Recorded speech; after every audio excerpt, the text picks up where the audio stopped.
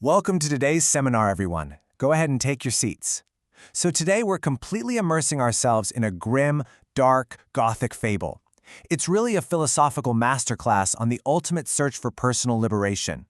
We're going to dissect a deeply Nietzschean allegory about a man who literally has to destroy his entire world just to actually see it. Now, this isn't your standard, hero's journey. No, this is an explainer on the brutal, absolutely necessary tearing down of reality in order to build it anew. Okay, let's dive right into this. Looking at our syllabus for today's explainer, it charts a pretty dark and deliberate journey. First, we're looking at the crime of clarity. Then, the art of active nihilism. From there, we move to the transition of the free spirit, and finally, we'll wrap up with the Sovereign Zenith. Starting off with Section 1, the crime of clarity. Picture our protagonist, the old cartographer. On one hand, he's inherited these gilded city maps. These are comforting fictions, right? They promise summits of pure gold and a throne for the gods. But he's looked up. The actual stars up there totally defy the lies spun by the city's priests. Because of this, he literally spits on his gilded inheritance to seek the unmapped peak instead. And this peak represents objective reality. It's jagged limestone. It's a cold, unfeeling story without the comfort of a fairy tale. And as he stands right there at the city gate, staring at those distant mountains, he's confronted by his own shadow. Imagine this shadow speaking to him with a voice like, hissing, shifting silk, asking, "Why do you seek the jagged stone when our charts offer you a summit of pure gold?" This shadow really represents the comforting, magnetic pull of dogma. It's genuinely questioning the sheer madness of abandoning a perfectly ordered, totally safe universe. But the thing is, remaining in that city meant committing a crime against his own intellect. This is exactly why he leaves his friends behind, without so much as a farewell. You see, in this world, truth-telling is treated as a severe transgression. By leaving, he completely disrupts their shared mythologies and rejects that comforting solidarity.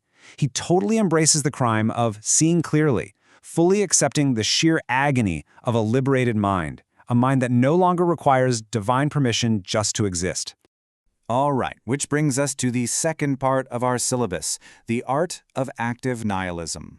I want you to take this down as a core chalkboard note for today's class. Active nihilism isn't just about being sad or believing in nothing. It's actually a really active, aggressive process. It's the necessary destruction and complete erasure of comforting templates as a strict prerequisite to creating new values. As our wanderer trudges through the bone-white dust of the desert, he carries a folded sheet of blank vellum that feels heavier than any holy book. The emptiness of that page, that's the real burden of active nihilism. And this brilliantly illustrates a really important metaphor. Think of the free spirit not just as a destroyer, but as a master art restorer. Step 1, you apply the harsh, acidic solvent of doubt to cultural dogma. Step 2, you meticulously and painfully scrape away centuries of gilded overpainting. And only then, in Step 3, can you face the stark, unmapped canvas of objective reality hiding underneath. You absolutely have to strip the canvas bare before you can paint something true. Listen closely to this sentiment. He who draws the map of what is real must first erase the map of what was wished. To draw what is real, you first have to erase every single line etched by human longing and ancestral fear. Notice how our cartographer leaves the city with barely any tools. He abandons the gold leaf of the priests.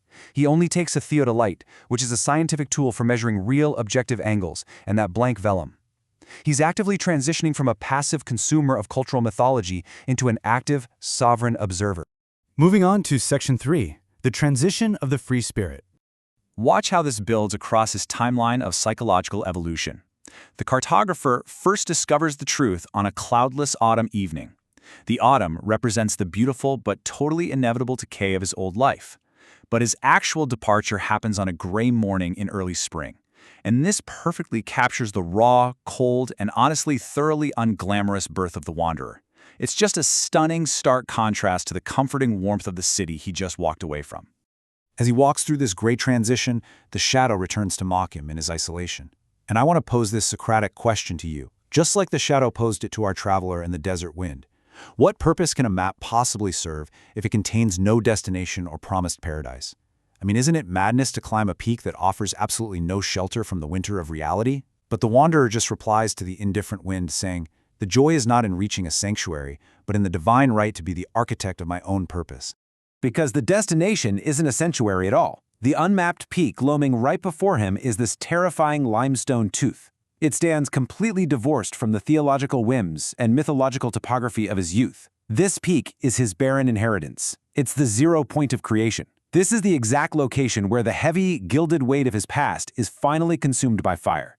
Now, this liminal phase is characterized by abiding agony. It's this suspended solitude. He completely lacks human companionship and all those consoling fictions. He's no longer bound by the herd morality of this city, sure, but he hasn't quite reached his destination yet either. Yet as he pushes forward through this unique agony, he transforms into the triumphant pioneer, completely ready to face the absolute terror and the absolute beauty of total exposure. Which finally brings us to Section 4, the final act of our grim, dark fable, the Sovereign Zenith. At the exact stroke of the great noon, our traveler stands at the edge of the unmapped horizon. He has finally achieved sovereign will. This is the divine right and the radical presentness to be the architect of your own purpose. He is completely unbound. He requires 0 external permission from priests, gods, or society to simply exist. As he stands up there atop the highest crag, the sun reaches its absolute verticality. At this great noon, he watches his shadow, which remember is the voice of doubt, dogma, and his past. He watches it shrink and just entirely vanish into the light, and he speaks out to the shimmering heat. I do not miss the twilight, for I have purchased the deed to my own intellect with the currency of solitude. He's no longer looking ahead to some promised afterlife. He exists right now, in a radical presentness where he is the sole measure of the stars. Now, what's really interesting about this is the profound philological shift, a literal change in the very language of reality.